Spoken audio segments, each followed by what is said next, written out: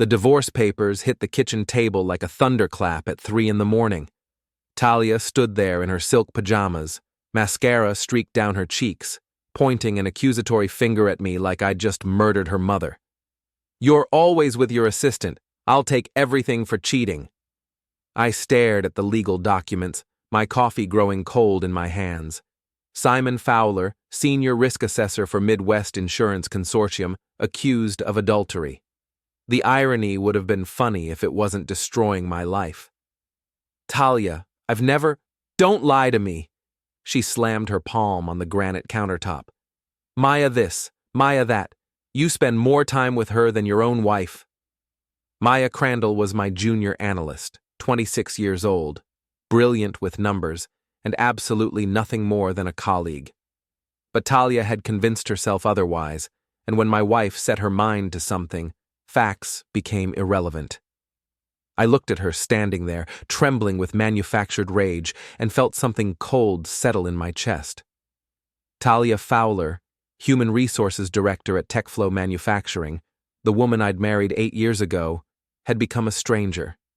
Her auburn hair was perfectly styled even at this ungodly hour, her green eyes sharp with calculated fury. "I've been faithful to you since the day we met," I said quietly. "Bullshit." She grabbed her phone from the counter. "I have evidence, Simon.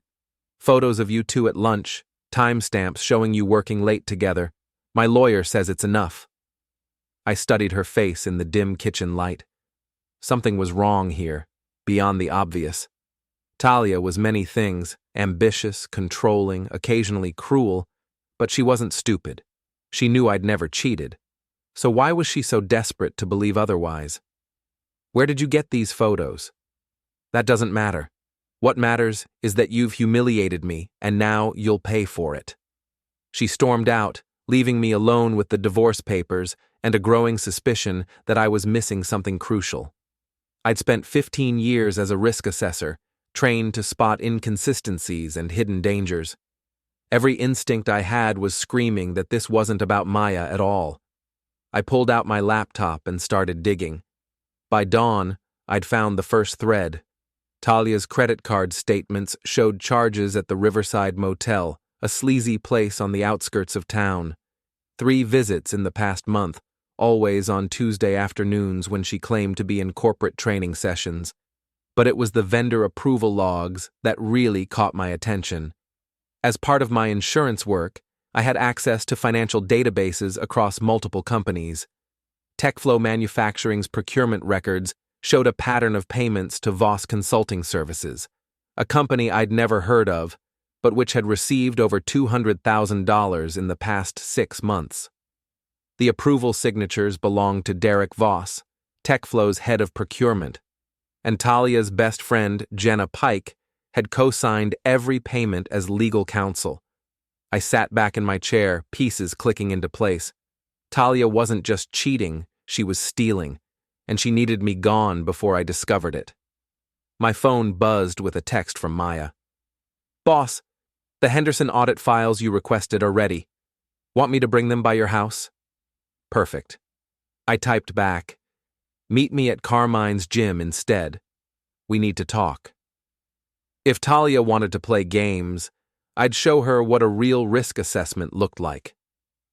Carmine's boxing gym smelled like sweat, leather, and broken dreams. I'd been coming here since college, back when I thought I might make something of myself in the ring instead of behind a desk. Don Coach Carmine, 67 and still built like a brick shithouse, looked up from wrapping some kid's hands. "Simon, haven't seen you in weeks.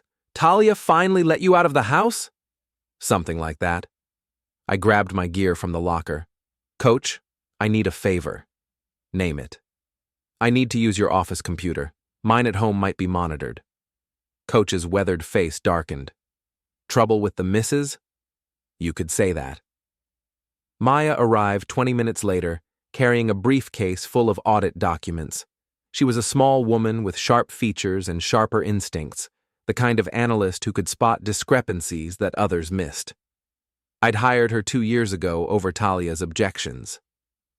"What's this about, Simon? You sounded strange on the phone. I showed her the divorce papers. Talia's accusing me of having an affair with you. Maya's face went pale. That's insane. You're married and I would never. I know. But she's using it as grounds for divorce. The question is why. I spread the TechFlow financial records across Coach's desk. Look at these vendor payments. $200,000 to Voss Consulting. Derek Voss signs the approvals. Jenna Pike provides legal clearance.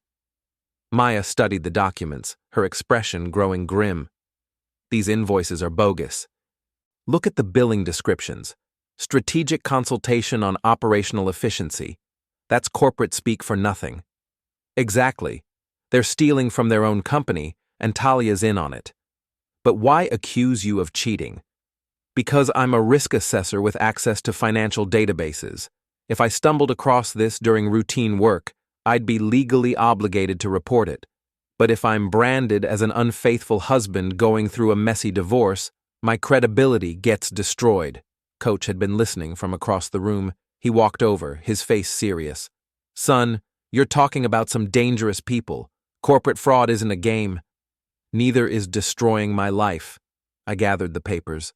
Maya, I need you to compile a complete audit trail. Every payment, every approval, every communication you can find. Can you do that without raising suspicions? Already on it. She pulled out her tablet. I've been tracking irregularities in TechFlow's accounts for months. Your wife's department has been flagging unusual activity.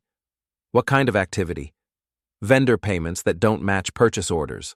Consulting fees for services never rendered. And here's the interesting part. Derek Voss has been dating someone in the company. Office gossip says it's serious. I felt the pieces falling into place. He's dating Talia. That would be my guess. And if they're planning to disappear with the money, they need you out of the picture first. Coach cracked his knuckles.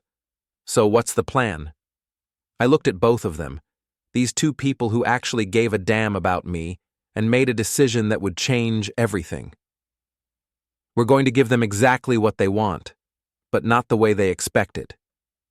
The next morning, I played my part perfectly. I stumbled around the house like a broken man, muttering about lawyers and alimony. Talia watched me with barely concealed satisfaction, her phone buzzing constantly with what I assumed were updates from Derek and Jenna. I'm going to stay at Coach's place for a few days, I announced over breakfast. Give you space to think. That's probably best. She didn't even look up from her yogurt. My lawyer wants to meet this afternoon. We should keep this civilized. Civilized. Right. I packed a bag and drove to the gym, but instead of staying there, I checked into a motel across town and got to work. Maya had sent me everything, financial records, email logs, even security footage from TechFlow's parking garage showing Talia and Derek in what could generously be called a professional embrace. But I needed more than evidence. I needed leverage. The opportunity came that evening when Jenna Pike called me directly. Simon, it's Jenna. I heard about you and Talia. I'm so sorry. Jenna had been Talia's best friend since law school, a sharp-tongued woman who'd never liked me. Her sudden sympathy felt like a snake offering to share its venom. Thanks, Jenna. It's been rough. Listen, I know this is awkward, but Talia mentioned some concerns about your work relationship with Maya. As a friend, I thought you should know that people are talking. What kind of talking? Well, you two do spend a lot of time together, and Maya's young and attractive. You can see how it might look inappropriate. There it was, the setup. Jenna was planting seeds that would bloom into justification for Talia's accusations. I appreciate your concern, I said carefully, but Maya and I are strictly professional. Of course, but perception matters, especially in your line of work. Insurance companies don't like risk assessors who create their own risks, if you know what I mean. The threat was subtle but clear. Play along with the divorce or face professional destruction. You're right, I said. Maybe I should request a transfer, get a fresh start somewhere else. That might be wise. Talia's hurt, but she's not vindictive. If you make this easy for her, I'm sure she'll be reasonable about the settlement. After hanging up, I sat in my motel room and laughed until my sides hurt. They thought they had me cornered, ready to slink away with my tail between my legs. They had no idea what was coming. The next day, I made my move. I walked into TechFlow Manufacturing at exactly 2 p.m., wearing my best suit and carrying a briefcase full of documentation. The receptionist, a sweet girl named Amy, smiled when she saw me. "Mr. Fowler, here to see Talia?" "Actually, I'm here to see Mr. Patterson." James Patterson was TechFlow's CEO, a straight-shooting former Marine who'd built the company from nothing. "Oh. Do you have an appointment?" "Tell him it's about vendor fraud in his procurement department. He'll see me." Amy's smile faltered. She made the call, and within minutes I was sitting in Patterson's corner office, looking out at the factory floor where honest people built products for a living. Patterson was a big man with gray hair and suspicious eyes. "Mr. Fowler, my assistant said something about fraud. You're Talia's husband, aren't you?" "I am, and I'm also a senior risk assessor with 15 years of experience in corporate financial analysis." I opened my briefcase. "What I'm about to show you could save your company millions of dollars." I laid out everything: the vendor payments, the shell company, the pattern of approvals. Patterson's face grew darker with each document. "You're alleging that my head of procurement and legal counsel are stealing from me?" "I'm providing evidence that suggests irregular financial activity. What you do with that information is up to you." Patterson studied the documents for 20 minutes without speaking. Finally, he looked up. "Why are you bringing this to me? These are serious accusations against your wife's colleagues." "Because fraud is fraud, regardless of personal relationships, and because I believe in doing the right thing." It was mostly true. The part about wanting to destroy the people who were trying to destroy me could wait for another conversation. Patterson reached for his phone. "Security? I need you to escort Derek Voss and Jenna Pike to conference room B immediately, and call our external auditors. We have a situation." As I walked out of TechFlow 20 minutes later, I could see security guards heading toward the executive wing. Talia would get the call soon, and then the real fun would begin. My phone rang before I reached my car. "You bastard!" Talia's voice was shrill with panic. "What did you do?" I reported suspected financial irregularities to the appropriate authorities. It's literally my job. "You're trying to destroy me!" "I'm trying to protect myself. You accused me of cheating to cover up your own crimes. Did you really think I wouldn't figure it out?" The line went quiet for a moment. When Talia spoke again, her voice was cold and controlled. "You have no idea what you've started, Simon. Derek has friends, important friends. This won't end the way you think." "We'll see about that." But as I drove away from TechFlow, I couldn't shake the feeling that Talia was right. I'd fired the first shot in a war I might not be prepared to fight. The war began in earnest the next morning. I woke up in my motel room to find my car keyed. The word "cheater" spray-painted across the windshield in bright red letters. But that was just the opening act. By noon, I'd received calls from my boss, my insurance carrier, and 3 major clients. Someone had been busy spreading rumors about my inappropriate relationship with Maya and suggesting that my judgment couldn't be trusted. Professional character assassination, executed with surgical precision. Maya called me in tears. "Simon, they're saying I slept with you for promotions. HR wants to interview me about our working relationship. I could lose my job." "Stay calm. Document everything." We knew they'd fight back. But I hadn't expected them to be so thorough. By evening, I'd discovered that Derek Voss had more connections than I'd realized. His brother-in-law sat on the board of directors for my insurance consortium. His college roommate worked in the state regulatory office that oversaw professional licenses for risk assessors. The message was clear: back off or face total professional destruction. I was sitting in Carmine's office, nursing a beer and contemplating my options, when Coach brought me a visitor.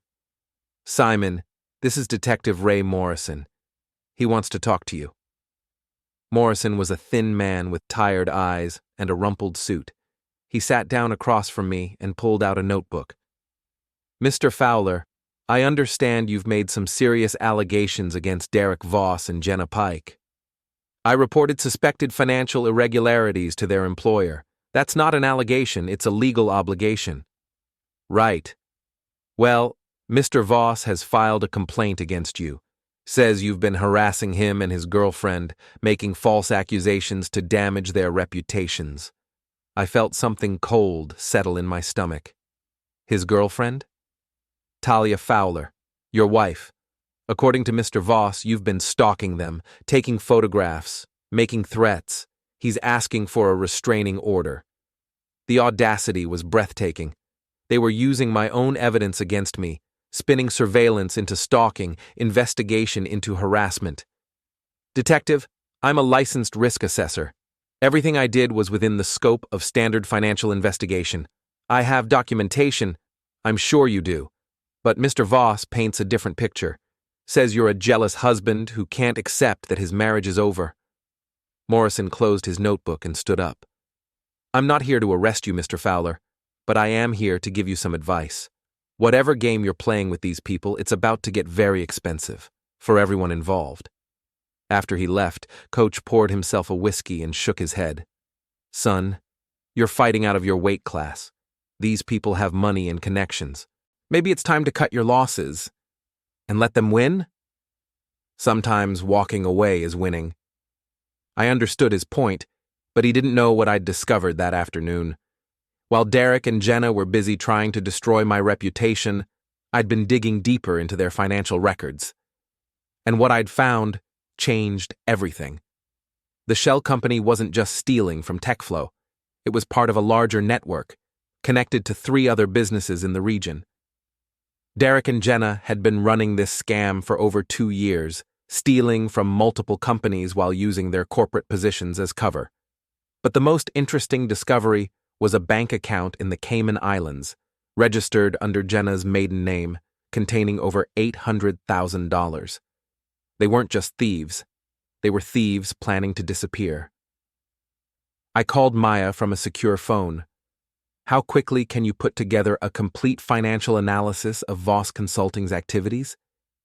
"I already have. Simon, this is bigger than we thought. They've stolen over $1 million from 4 different companies." "Can you prove it?" "With the right access, yes, but I'd need to examine records from companies outside our usual scope. That could be problematic." "What if someone with federal authority requested those records?" There was a pause. "You're thinking about the FBI?" "I'm thinking about survival. These people are trying to destroy us both. Time to return the favor." The FBI field office in downtown Indianapolis was a fortress of glass and steel that made me feel like an ant approaching a giant's shoe.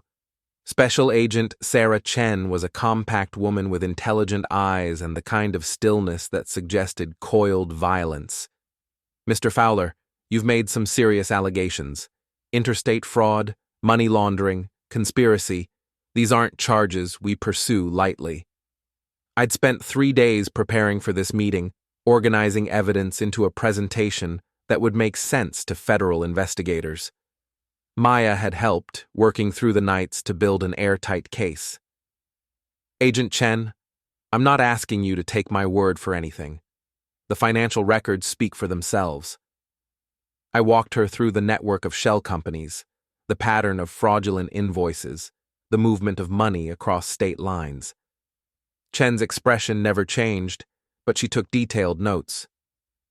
"This is impressive work, Mr. Fowler, but I have to ask, what's your motivation here? These people include your wife and her close associates." "My wife accused me of adultery to justify a divorce that would prevent me from discovering their crimes. They've tried to destroy my professional reputation and are currently attempting to have me arrested on false charges. My motivation is survival." Chen studied me for a long moment. "You understand that if we pursue this investigation, your personal life will become very public. Divorce proceedings, Allegations of infidelity, professional disputes, all of it will be scrutinized. I understand. And you're prepared for the possibility that your wife might face federal charges? I thought about Talia standing in our kitchen, divorce papers in hand, ready to destroy me to cover her crimes. Agent Chen, my wife stopped being my wife the moment she chose theft over honesty. What happens to her now is a consequence of her own choices. Chen closed her notebook. We'll review your evidence and determine if federal prosecution is warranted. In the meantime, I'd suggest you be very careful. People facing potential federal charges sometimes make desperate decisions. I left the FBI office feeling like I'd lit a fuse to a very large bomb. But as I drove back toward town, I noticed a black sedan following me. It stayed 3 cars back, matching my speed, turning when I turned. They weren't even trying to be subtle about it. I led my tail on a tour of the city, confirming my suspicions. When I finally pulled into Carmine's gym, the sedan parked across the street and waited. Coach took one look at my face and poured 2 whiskeys. What now? Derek's having me followed, probably trying to document erratic behavior or catch me doing something they can use against me. Or they're planning something more direct. The thought had occurred to me. Desperate people with money and connections could arrange for a lot of problems to disappear. But I'd prepared for that possibility too. Coach, I need you to hold something for me. I handed him a sealed envelope. If anything happens to me, give this to Agent Chen at the FBI. What's in it? Insurance, the kind that keeps people breathing. My phone buzzed with a text from an unknown number. Meet me at the Riverside Motel, room 12, 9 p.m. Come alone. T. Talia wanted a face-to-face meeting, in the same motel where she'd been cheating with Derek. The irony was almost poetic. I showed the text to Coach. What do you think? I think it's a trap. Probably. But it's also an opportunity. I spent the rest of the afternoon preparing for what might be my final confrontation with the woman I'd once loved. By the time I drove to the Riverside Motel, I was ready for anything. Except for what actually happened.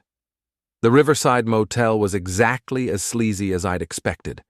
Peeling paint, flickering neon signs, and the kind of atmosphere that suggested bad decisions and worse consequences. Room 12 was at the far end of the building, away from the main road and any potential witnesses. I knocked on the door at exactly 9 p.m. It's open, Talia's voice called from inside. She was sitting on the bed, still beautiful, despite everything that had happened between us. But there was something different about her now, a hardness around the eyes, a tension in her posture that spoke of desperation. Hello, Simon. Talia. I remained standing near the door, keeping my options open. You wanted to talk. I wanted to make you an offer. She gestured to a chair across from the bed. Sit, please. I sat, but kept my hand near the door handle. I'm listening. Derek and I are leaving the country tomorrow. We have enough money to disappear permanently, start fresh somewhere without extradition treaties. Congratulations. I assume this conversation has a point. The point is that we can make your problems disappear too. The professional complaints, the stalking allegations, the restraining order, all of it goes away. Derek's connections ensure that your reputation gets restored, maybe even enhanced. In exchange for? You forget what you think you know about our business arrangements. You withdraw your complaints to TechFlow and the FBI. You accept a generous divorce settlement and move on with your life. I studied her face, looking for traces of the woman I'd married. How much is generous? $200,000, cash, untraceable. That's a lot of money for forgetting things. It's a lot less than what this will cost you if you keep fighting us. Simon, you're outgunned here. Derek has connections you can't imagine. Judges, prosecutors, federal agents, people who owe him favors. Including Agent Chen? Talia's confident expression flickered for just a moment. You went to the FBI? 3 days ago. Presented them with a complete financial analysis of your operation. They seem very interested. The color drained from Talia's face. You stupid bastard. Do you have any idea what you've done? I've done my job. Something you seem to have forgotten how to do. She stood up abruptly, pacing to the window. Derek's not going to let this slide. He can't. There's too much money involved, too many people who could get hurt. Are you threatening me? I'm trying to save your life. She spun around, and I saw genuine fear in her eyes. Derek didn't want to meet with you tonight. He wanted to handle this differently, permanently. But you talked him out of it? I convinced him that you could be reasoned with, that we could make a deal. I felt pieces clicking into place. He's here, isn't he? Waiting outside in case I don't take your generous offer. Talia's silence was answer enough. And Jenna? Is she part of the welcoming committee too? Jenna's already gone. Flew to Switzerland this morning with the bulk of the money. She was never as invested in this as Derek and I were. Smart woman. She'd seen the writing on the wall and cut her losses. I stood up slowly, keeping my hands visible. Talia, I need you to understand something. I didn't come here to negotiate. Then why did you come? To give you one last chance to do the right thing. Turn yourselves in. Cooperate with the FBI. Maybe you can work out a deal that doesn't involve decades in federal prison. She laughed, but there was no humor in it. You really think it's that simple? That we can just surrender and everything will be fine? I think it's your only option that doesn't end with you dead or disappeared. You're wrong. Her voice was cold now, calculating. There's a third option. The door behind me opened, and Derek Voss walked in. He was bigger than I'd expected, with the build of someone who spent serious time in the gym. His smile was all teeth and no warmth. Simon Fowler. We finally meet properly. Derek, I'd say it's a pleasure, but we both know that would be a lie. He closed the door behind him and turned the deadbolt. Talia tells me you've been causing problems, making accusations, spreading rumors. That's not very neighborly. Neither is stealing from your employer and framing innocent people for adultery. Derek's smile widened. See, that's where you're wrong. Nobody framed you for anything. You and your little assistant really have been spending a lot of time together. All we did was help people notice. Maya and I are colleagues, nothing more. Maybe, but perception is reality, isn't it? And right now, the perception is that you're a cheating husband who's having a breakdown, stalking your wife, making wild accusations, threatening violence. I've never threatened anyone. Haven't you? Derek pulled out his phone and played a recording. My own voice filled the room. I'm going to destroy the people who are trying to destroy me. It was from a conversation I'd had with Coach, taken out of context and edited to sound like a threat. Nice work, I said. Very professional. Thank you. I pride myself on attention to detail. Derek moved closer, and I could see the bulge of a weapon under his jacket. Here's what's going to happen, Simon. You're going to write a confession, admitting that you made false accusations against Talia and me because you were jealous and unstable, apologizing for the damage you've caused, and then you're going to disappear. Disappear? Leave town. Tonight. Don't contact the FBI. Don't talk to reporters. Don't cause any more problems. Just vanish. And if I refuse? Derek's hand moved toward his jacket. Then we'll have to get creative. I looked at Talia, who was staring at the floor. This is what you want? To threaten your husband with violence? I want this to be over, she whispered. It is over. I reached into my own jacket and Derek tensed, but instead of a weapon, I pulled out a small recording device. Everything you just said is being transmitted to Agent Chen's office. She's probably mobilizing a tactical team right now. Derek's face went white. You're bluffing. Am I? I held up the device. FBI surveillance equipment. They've been monitoring this situation since yesterday. It was a lie, but a convincing one. The device was actually a digital recorder I'd bought at an electronics store, but in the dim motel light, it looked official enough. Talia sank onto the bed. Oh, God! Derek, we have to run, now! But Derek was already moving, his hand inside his jacket. You bastard! The door exploded inward. FBI! Everyone on the ground! Agent Chen led a team of tactical officers into the room, weapons drawn. Derek's gun was only halfway out of his jacket when two agents tackled him to the floor. Talia didn't resist. She just sat on the bed, tears streaming down her face as they cuffed her hands behind her back. Mr. Fowler, Chen said, are you injured? I'm fine. I looked at Talia as they led her toward the door. Agent Chen, I lied about the surveillance equipment. This is just a regular recorder. I know. But we've been monitoring this location since you told us about the meeting. Mr. Voss just confessed to conspiracy and threatened you with a weapon. That's more than enough. As they loaded Derek and Talia into separate vehicles, Chen turned to me. This case is going to take months to fully investigate. Are you prepared for that? I'm prepared for whatever comes next. Good. Because with Jenna Pike in Switzerland and these two in custody, you're going to be our star witness.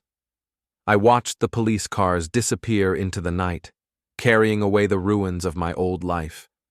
Tomorrow, I'd start building a new one. But tonight, I allowed myself a moment of satisfaction. I'd played the game by their rules, and I'd won. Epilogue. 6 months later. The federal courthouse in Indianapolis was packed with reporters and curiosity seekers for the sentencing hearing. Derek Voss had been convicted on 14 counts of fraud, conspiracy, and money laundering. Talia had pled guilty to lesser charges in exchange for her testimony against him. I sat in the gallery, watching as the judge sentenced Derek to 12 years in federal prison. Talia would serve 3 years, with the possibility of parole after 18 months. Jenna Pike remained in Switzerland beyond the reach of American law, but also beyond the reach of her stolen money, which had been frozen by international banking authorities. After the hearing, Agent Chen found me in the courthouse lobby. How are you holding up, Mr. Fowler? Better than expected. It was true. The divorce had been finalized 3 months ago, with me keeping all marital assets due to Talia's criminal conviction. Maya had been cleared of any wrongdoing and promoted to senior analyst. My professional reputation had not only been restored, but enhanced by my role in exposing the fraud. Any regrets? I thought about the question seriously. I regret that it came to this. I regret that people I trusted turned out to be criminals. But I don't regret fighting back. Good, because there's something you should know. Chen lowered her voice. Derek's been trying to make a deal. Claims he has information about other fraud networks, other companies that might be vulnerable. Are you going to take it? Probably. But we wanted you to know first, in case it affects your decision about the civil lawsuits. I'd filed suit against TechFlow Manufacturing for their failure to detect the fraud, and against Derek and Talia personally for defamation and emotional distress. The cases were worth millions if I chose to pursue them. I'll let my lawyer know. As I walked out of the courthouse, I felt my phone buzz with a text from Maya. Celebration dinner at Carmine's, coach is buying. I smiled and typed back, on my way. The sun was setting over Indianapolis, painting the sky in shades of orange and red. Somewhere in a federal prison, Derek Voss was beginning his 12-year sentence. Somewhere else, Talia was preparing for her own incarceration. And somewhere in Switzerland, Jenna Pike was discovering that stolen money couldn't buy happiness, security, or peace of mind. I'd started this fight as a victim, accused of crimes I didn't commit by people I trusted. I was ending it as a survivor, with my reputation intact and my future secure. Not a bad trade-off. As I drove toward Carmine's gym, where friends were waiting to celebrate justice served, I allowed myself one final thought about the woman I'd once loved enough to marry. Talia had been right about one thing. I really had no idea what I was starting when I fought back against her accusations. I'd started a war, and I'd won.